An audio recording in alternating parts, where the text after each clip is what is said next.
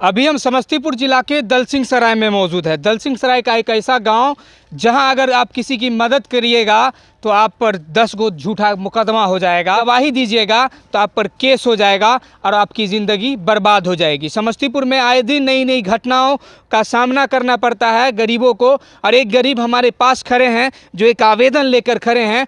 कई दिनों से ये भटक रहे हैं, कभी एसपी साहब से मिल रहे हैं, कभी डीएम साहब के ऑफिस जा रहे हैं, कभी डीआईजी साहब से मिल रहे हैं, कभी आईजी साहब से मिल रहे हैं। इनकी अभी तक सुनवाई नहीं हो रही है। हालांकि जब से समस्तीपुर में एसपी विनय तिवारी आए हैं, समस्तीपुर की दिशा सब बदल के रख दिए हैं। जितने भी अपराधी थे वो समस्तीपुर छोड़कर भाग चुके हैं, जितने भी रेपिस्ट थे वो समस्तीपुर छोड़कर भाग चुके हैं। लेकिन अभी भी कुछ दबंग रेपिस्ट, अभी भी कुछ दबंग गुंडे, अभी भी कुछ दबंग टाइप के लोग जो गरीबों को परेशान करने में लगे हुए हैं वो अभी भी मौजूद है। हालांकि एसपी विनय तिवारी के संज्ञान में जाते ही मामला का पर्दाफाश हो ही जाएगा। इनसे हम जानेंगे इनके साथ हुआ क्या है, आखिरकार क्या हुआ है आपके साथ। ये आवेदन जो है, इस आवेदन के उल्लेख में पूरी बात बताइए कि आप पर जो फर्जी केस हुआ है, जैसा आपने बताया फर्जी केस जो हुआ है, इस आवेदन में क्या किस वजह से फर्जी केस हो गया? सर 2020 में हमारे भाई वीरेंद्र प्रकाश को अजीत कुमार झा और उनके परिवार के लोगों ने मिलकर मारपीट का हाथ पैर तोड़ दिया था, जिसकी गवाही उस पर केस हो गया 117/20 2020 में। उस केस को उठाने के लिए बहुत दबाव दिया, बार बार हमको धमकी दिया। उस समय भी हम थाना में शिकायत किए थे लेकिन कोई कार्रवाई उसके ऊपर नहीं हुई। उसके बाद क्या किया, 2021 में 176 पास्को एक्ट हमारे भाई के ऊपर कर दिया और उसमें अन्य भी 4-5 आदमी जो निर्दोष है उनके ऊपर भी कर दिया 176-21। अच्छा, पॉक्सो एक्ट हुआ और भी संगीन धाराएं लगाई गई, क्यों लगाई गई? इसलिए लगाई जाती है कि उनका केस लंबा चलता है, बस उनको सजा होने में समय लग जाता है। नहीं, आप ये धारा तो लगी, हमें भी पता है पॉक्सो क्या है और पॉक्सो में क्यों होता है। पॉक्सो यानी बहुत ही संगीन धारा है, बहुत ही घिनौना धारा है। ये जिस आदमी पर लगता है उसका सब चीज़ बदल जाता है। आपने इसमें लिखा है तेजाब हमलावरों के खिलाफ गवाही। तो आपने अभी तक ये नहीं बोला कि तेजाब हमलावरों के खिलाफ गवाही दिए तो हम पर केस हो गया। कौन तेजाब से हमला किया और किसके खिलाफ आप गवाही? अजीत कुमार झा, उनका पिताजी दशरथ झा, गोविंद झा, मनोज झा, ये सारे लोग मिल करके एक फरीकी के ज़मीन कब्जा करने के चक्कर में उन पे तेजाब हमला किए थे। तेजाब हमला? जी। तेजाब हमला में नुकसान कुछ हुआ था? हाँ, बहुत आदमी 8-10 आदमी घायल हो गया था।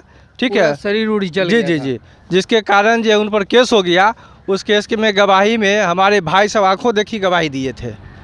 ठीक है, आंखों देखी गवाही देने के कारण उसी रंजिश से केस उठाने के दबाव के चलते और गवाही में मुकरने के चलते बार बार हम लोग का परिवार के ऊपर परेशान किया जा रहा है, जिसमें हमारे वीरेंद्र प्रकाश के ऊपर भी केस किया 176 पास्को धारा के तहत।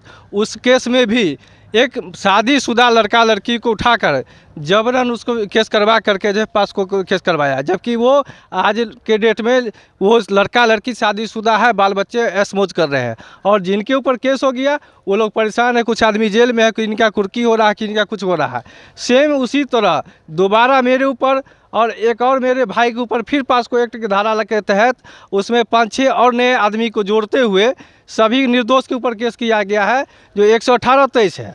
118-23 दलसिंह थाना कांड संख्या। इसमें भी जिनसे केस करवाया गया है वो लड़का और लड़की विगत 3 साल से आपसे प्रेम कर रहा था। प्रेम करने के दरमियान में वो लड़का लड़की घर छोड़ के भाग गया और भाग करके शादी कर लिया कहीं अलग, कहीं दूसरे रिश्तेदार या कहीं रह रहा होगा, कहीं भी जहाँ भी हो। ठीक है, इसी बीच में क्या क्या उसकी माँ से, लड़की की माँ को ये लोग पकड़ के समझा बुझा के, अजीत झा और भी कुछ आदमी सब है, इस उनको समझा बुझा करके एक अपहरण का आवेदन थाना में दिलवा दिया और अपहरण का दिलवा करके झूठा केस अपहरण का करवा दिया।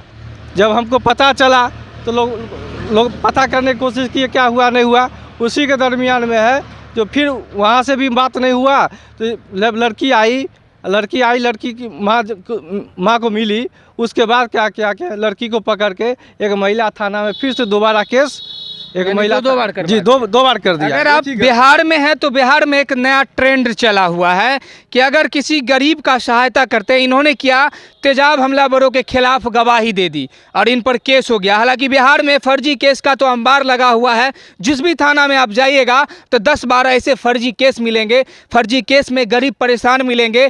जेल में बंद कितने गरीब पड़े हुए हैं जिनको पास बेल कराने तक का पैसा नहीं है और वो फर्जी केस का शिकार हो गए हैं। क्या कहिएगा एसपी साहब को, जो समस्तीपुर के विनय तिवारी एसपी साहब हैं, जब से आए हैं समस्तीपुर को बदल कर रख दिए हैं। हालांकि मेरे ख्याल से एसपी साहब के संज्ञान में ये मामला अभी तक नहीं गया है। आपने एसपी साहब से मिलकर उनसे सारी बात बताई? मैं एसपी साहब से 3-4 बार आवेदन दिया हूँ, मेरी वाइफ भी गई है, वो भी दी है। उनसे मिले या नहीं मिले? आप है ठीक है, चूँकि वहाँ पे भीड़ ज़्यादा होता, जनता दरबार वगैरह में गए थे तो उसमें भीड़ ज़्यादा, आवेदन रख लिया गया। फिर बोले कि ठीक है, इसको हम संज्ञान में लेते हैं, इसका पता करते हैं। मेरा एक ही विनती एसपी सर से कि जो ये केस करने वाली चंदा कुमारी है, जो लड़का राकेश कुमार के साथ भाग गई थी, पूर्णतः यह शादीशुदा मामला है, प्रेम प्रसंग का मामला है, ठीक है। और आज के डेट में लड़का भी फ्री है, आराम से घूर रहा है, जो शादी करके भाग गया था, लड़की भी अपने मायके में है, ठीक है। और निर्दोष लोग को फंसाया जा रहा है।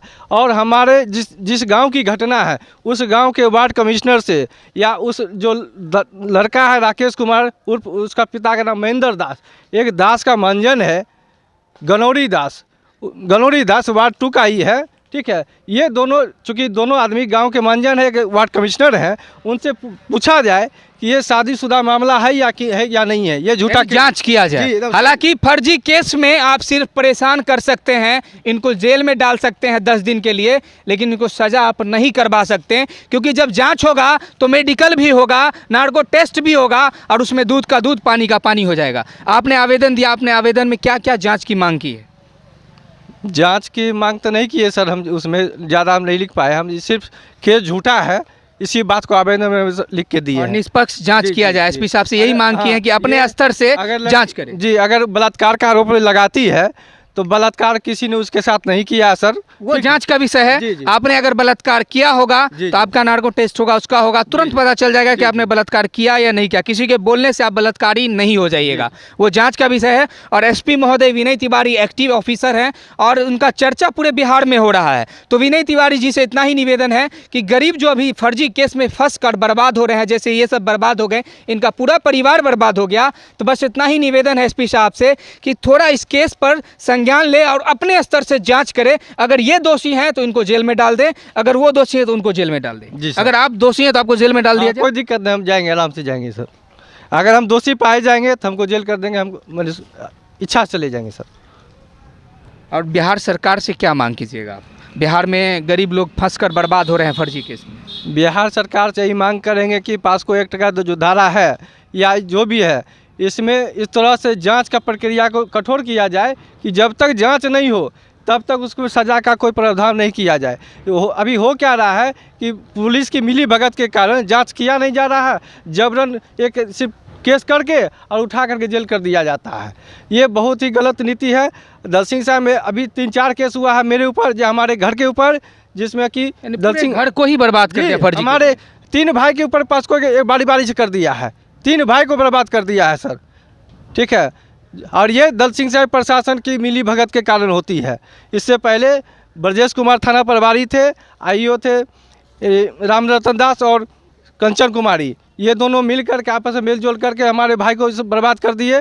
उसके बाद अभी के जो मेरे ऊपर जो केस किया गया है, सुनील कुमार थाना प्रभारी थे और रंजीत सिंह आईओ थे, ये दोनों को मिलीजुल के कारण, और अजीत झा और उनके जो है सहयोगी हैं सुनील केजरीवाल वगैरह, जो कि भूमाफिया, पूर्णतः भूमाफिया है, जिनकी ज़मीन पर नज़र पड़ जाती है उसका ज़मीन हथियाने के लिए, किसी भी रूप का केस करवाने के लिए उस पर हावी रहते हैं और कुछ भी करवाने के लिए वो तैयार रहते हैं।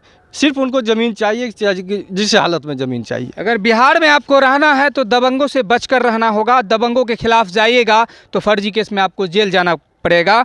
क्या कहिएगा पोक्सो के बारे में ज़रूर कमेंट में बताइएगा। कितने लोग शिकार हो गए बिहार में, आप बखूबी जान रहे हैं, अनेकों चैनल के माध्यम से पता चल रहा है। और इस गरीब को न्याय दिलाने के लिए एसपी साहब से आप लोग क्या गुहार लगाइएगा, कमेंट बॉक्स में ज़रूर बताइएगा।